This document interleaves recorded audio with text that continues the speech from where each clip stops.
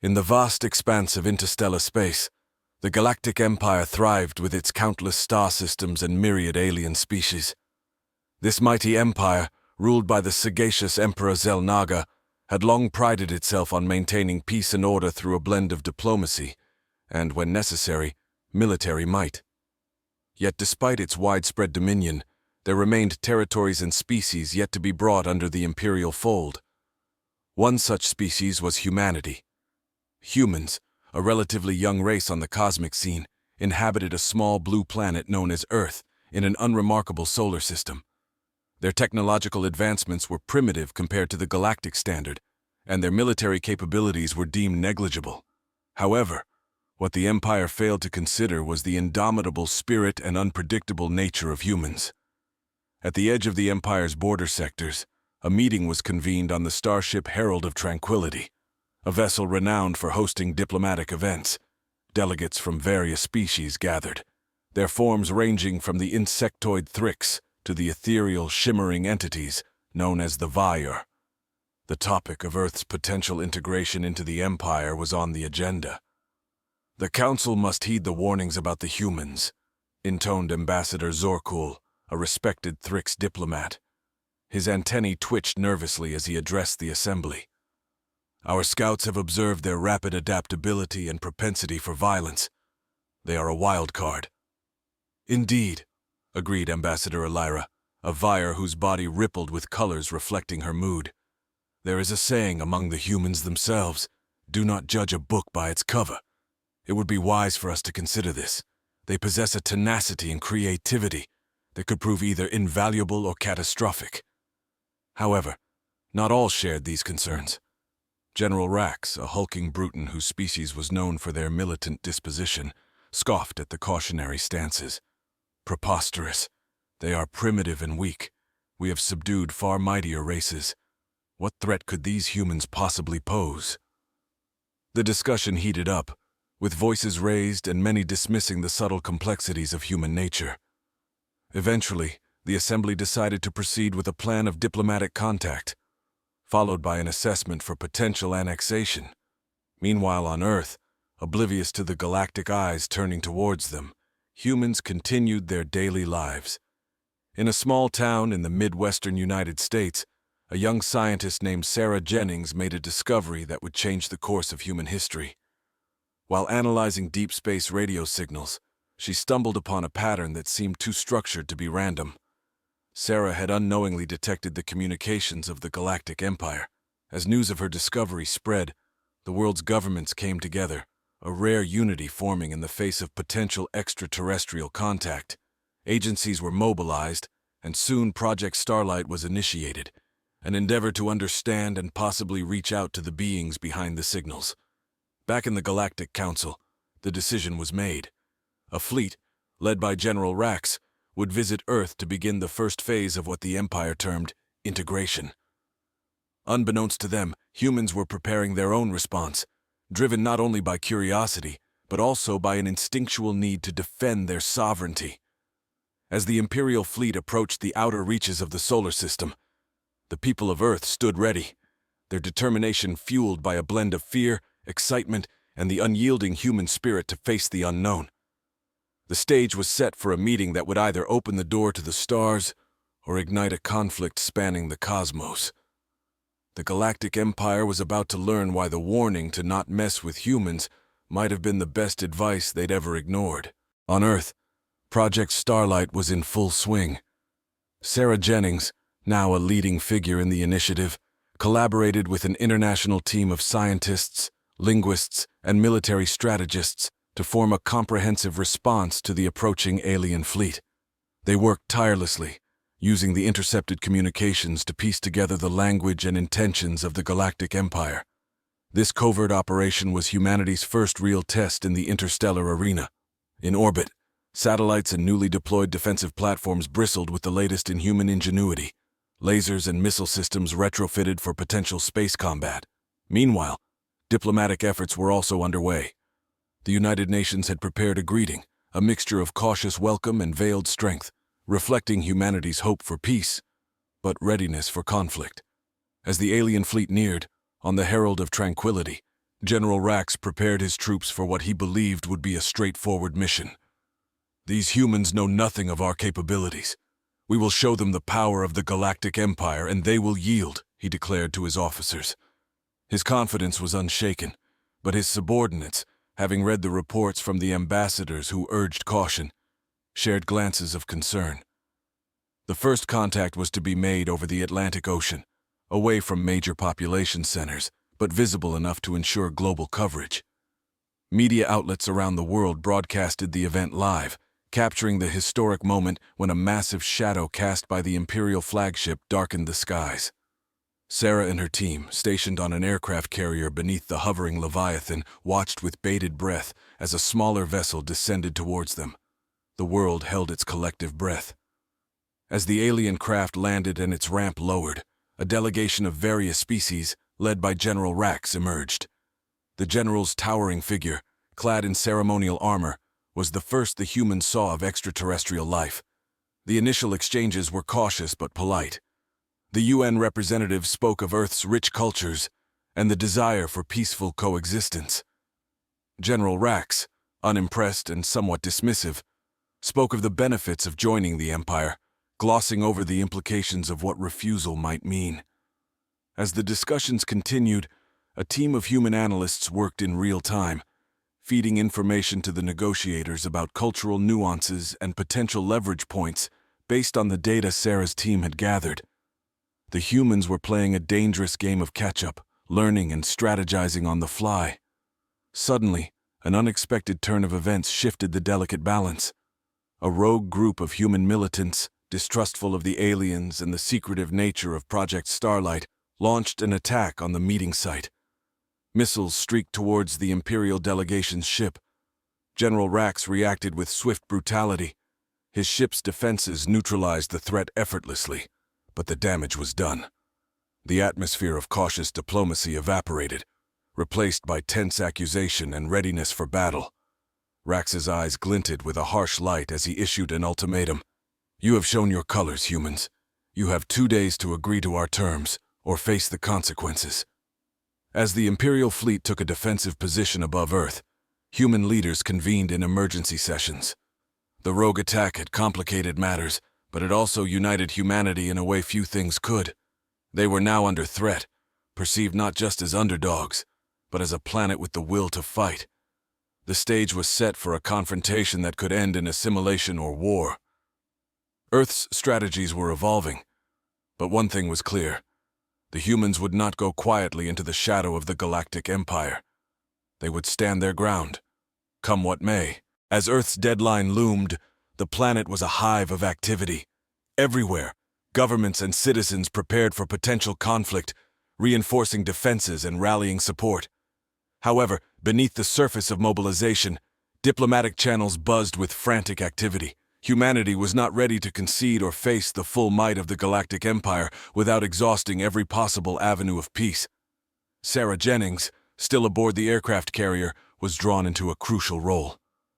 With her deep understanding of the intercepted communications, she became a key advisor to the diplomats negotiating with General Rax.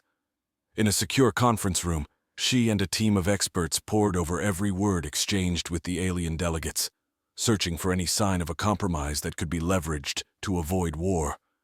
Meanwhile, in space, the atmosphere aboard the Herald of Tranquility was charged with tension. General Rax faced pressure from the Galactic Council to swiftly conclude the Earth mission, either through successful integration or by making an example of human resistance. However, his previous underestimation of the humans had embarrassed him, and he was keen to regain his stature. Back on Earth, secret meetings occurred between various state leaders and their extraterrestrial counterparts. Ambassador Alira, having voiced concerns about humanity's unpredictability, sought to mediate. She met with human leaders in undisclosed locations, her shimmering form a stark contrast to her surroundings. Her efforts focused on explaining the human perspective to her own people, emphasizing the potential for humans to be valuable allies rather than subjects. As diplomats worked against the clock, the military prepared for the worst. Naval fleets were positioned strategically around the globe, and air forces were on constant high alert. The public was informed only of the need for calm and the pursuit of diplomatic resolutions. But behind closed doors, strategies were laid for a resistance that would span the globe. In a bold move, a clandestine team of human diplomats and scientists, including Sarah, proposed a meeting on the Herald of Tranquility. Their goal was to present a unified vision of Earth's potential as a partner in the Galactic Empire rather than a vassal. With General Rax's grudging approval, they boarded a shuttle and were transported to the alien flagship. Aboard the Herald, the humans were greeted with a mix of curiosity and disdain.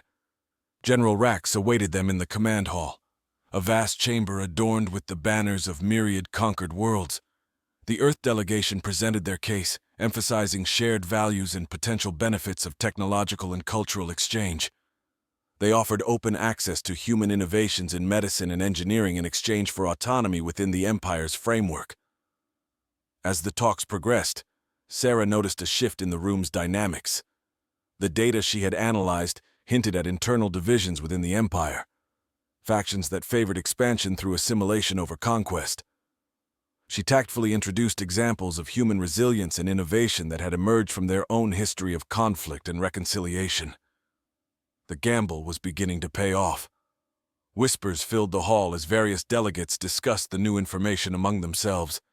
Even General Rax, who had been prepared to dismiss the humans outright, found himself reconsidering the potential of a stubborn yet ingenious race.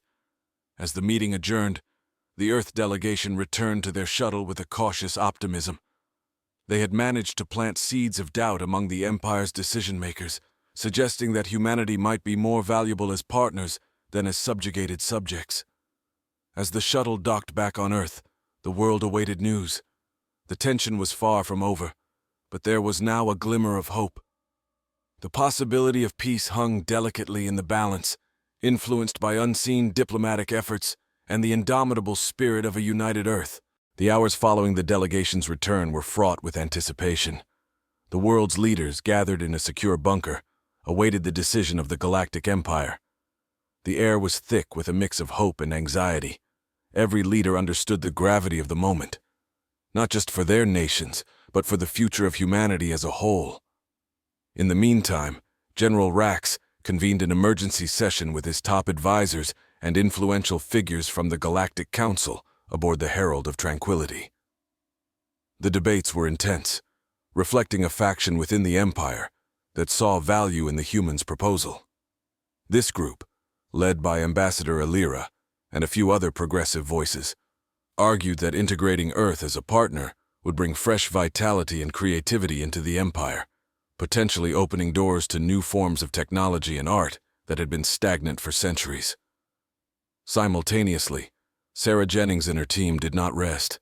They continued to analyze all communications from the Empire, looking for any edge or insight that might further support their cause. Their efforts uncovered a network of trade and cultural exchanges that had enriched various parts of the Empire, suggesting that Earth could similarly benefit the galactic community without the need for direct control. Back on Earth, military and civilian preparations intensified.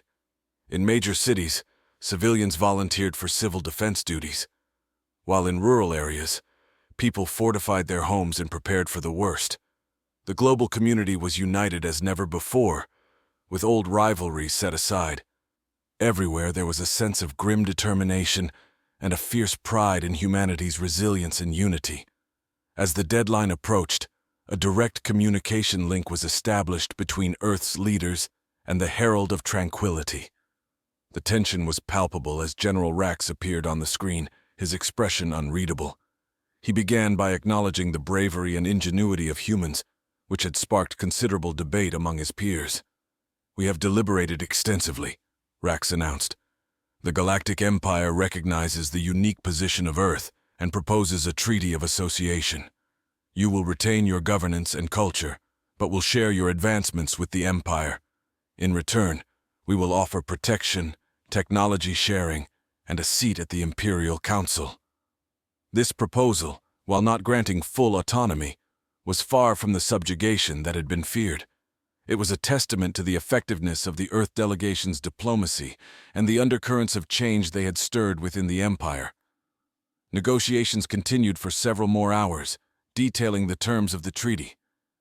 Each clause was scrutinized and debated fiercely by Earth's representatives, who sought to maximize their planet's benefits while minimizing concessions. Meanwhile, broadcasts and reports flowed non-stop, keeping the world's populace informed and maintaining a collective vigil. Finally, an agreement was reached. The Treaty of Association was ratified by both Earth's leaders and the Galactic Council. Celebrations erupted across the globe, tempered by the knowledge that this new relationship would require constant vigilance and adaptation. As the Imperial fleet began to withdraw, leaving behind only a small contingent to facilitate the initial phases of the treaty, humans looked up at the stars with a new sense of purpose and belonging. They were not just survivors. They were now players on the galactic stage, partners in a vast and mysterious universe. On the Herald of Tranquility, General Rax watched Earth recede on the view screen. His mission had taken an unexpected turn, one that might alter the course of the Empire itself. He was left contemplating the resilient spirit of humanity, wondering if perhaps they had something to teach even the oldest civilizations of the galaxy. As the Galactic Empire's fleet receded into the darkness of space, a new chapter in human history began. With the Treaty of Association now in effect, Earth faced the monumental task of integrating alien technologies and cultural exchanges into its society. The air was electric with possibility, and the people of Earth were eager to explore the benefits and challenges of their new galactic status. Sarah Jennings, who had been at the forefront of Earth's defense and diplomatic efforts, took on a new role as Earth's ambassador to the Galactic Council. Her office became a nexus of activity, coordinating with various alien species to facilitate the transfer of knowledge and technology. One of her first projects involved setting up interstellar communication hubs, allowing for real-time dialogue with other civilizations. Meanwhile, universities and research institutions across the globe became centers of learning and adaptation, where human and alien scholars collaborated. The introduction of alien technology accelerated developments in energy production, medicine, and quantum computing. However, these advancements did not come without their hurdles. Debates and protests arose concerning the implications of such rapid technological integration, with activists voicing concerns over potential impacts on human identity and independence. In parallel, cultural exchanges began to take place. Alien artists and thinkers visited Earth, their alien perspectives both bewildering and enriching human arts and philosophy. Earth's media and entertainment industries thrived with new stories and ideas, and a popular new genre of music emerged, blending human musical styles with alien auditory art forms. Militarily, Earth's forces underwent a significant transformation.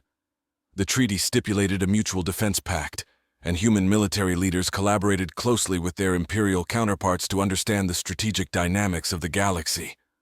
Training programs were established where human forces could learn about advanced warfare technologies and tactics, enhancing Earth's defensive capabilities. Amidst these sweeping changes, not everyone was content. A faction within humanity viewed the rapid integration as a loss of sovereignty, fearing that Earth was becoming too dependent on the Galactic Empire. This group, known as the Earth First Coalition, began to gain a following, organizing rallies and promoting a return to isolationist policies. Sarah and her team worked diligently to balance these internal pressures with the external demands of the new treaty. They conducted town hall meetings and public forums, where citizens could voice their concerns and learn more about the benefits of their new galactic partnership. As Earth adapted to its new role in the galactic community, unforeseen challenges emerged. An alien disease benign to most species in the Empire but harmful to humans was accidentally introduced through an interstellar trade shipment. The outbreak caused a temporary crisis, testing the newly formed medical partnerships between Earth's doctors and their alien counterparts. The successful containment and eradication of the disease bolstered confidence in the alliance, demonstrating the tangible benefits of shared knowledge and resources. As Earth continued to navigate its place within the Galactic Empire, it became clear that the journey would be fraught with challenges. Yet, the enduring spirit of curiosity and resilience that had defined humanity's response to the galactic presence remained strong. Earth was not just surviving, it was evolving, playing an active role in the cosmic tapestry, ready to face whatever the future might hold with the same tenacity and ingenuity that had brought them this far. As Earth continued to weave its presence into the fabric of the Galactic Empire, the focus shifted from mere survival and integration to active participation and influence within the galactic community. Sarah Jennings, having become a respected figure both on Earth and among the Galactic Council, spearheaded efforts to ensure Earth's voice was not only heard but also valued in the wider cosmic dialogue. In the corridors of the Galactic Council, Earth's delegation proposed new initiatives aimed at sustainable development across the galaxy. These initiatives, which included a galaxy-wide environmental preservation pact and a framework for ethical AI usage, were warmly received, marking Earth as a thoughtful and innovative member of the Empire. Back home, the Earth First Coalition's influence waned as the benefits of galactic integration became undeniable. Advances in technology and healthcare, bolstered by alien innovations, had led to significant improvements in the quality of life for Earth's citizens. The Coalition's rhetoric shifted, eventually morphing into a party that advocated for strong local governance while still supporting interstellar relations. In the spirit of cultural exchange, Earth hosted the first Galactic Cultural Festival, a spectacular event that saw artists, performers, and food vendors from across the galaxy sharing their traditions and talents. The festival was not only a showcase of diversity, but also a testament to Earth's rich cultural tapestry, which now included threads from hundreds of worlds. Meanwhile, Earth's military alliances had enabled the planet to become a strategic defense hub in the galaxy's border regions. Human forces, equipped with advanced technologies and trained in strategies that combined the best of human and alien tactics, played a crucial role in maintaining peace and stability. However, the journey was not without its setbacks. An incident involving a miscommunication between Earth traders and a distant mining colony served as a stark reminder of the complexities of galactic politics. The situation, which had escalated due to cultural misunderstandings, was diffused through diplomatic channels, highlighting the importance of continual learning and adaptation in interstellar relations. Through these challenges and opportunities, Sarah and her team remained dedicated to their mission. They established the Earth Galactic Research Initiative, a think tank aimed at studying the long-term impacts of interstellar integration and guiding future policies. As Earth's influence grew, so did its responsibilities. The planet was now seen as a beacon of diplomacy and innovation, a place where any species could find mutual respect and cooperation. The unity that had once seemed forced and fragile had now solidified into a robust partnership that enriched every aspect of human life. Years passed, and the anniversary of the Treaty of Association was celebrated not just on Earth but across the galaxy. It was a moment of reflection on how far humanity had come, from a lone, vulnerable planet to a key player in a vast, interstellar civilization. On this anniversary, Sarah Jennings stood before the Galactic Council, delivering a speech that encapsulated Earth's journey. We have learned that the stars are not just points of light in the night sky, but places of connection, learning, and potential. Together, we have discovered that our diversity is not a barrier, but a pathway to greater understanding and prosperity. As she spoke, her words were transmitted back to Earth where billions watched, their hearts swelling with pride and optimism. The final message was clear. Earth was no longer just surviving among the stars. It was thriving, shaping the galaxy as much as it was being shaped by it. The future, vast and filled with unknowns, was now a canvas of infinite possibilities, painted collectively by the myriad colors of a united galaxy.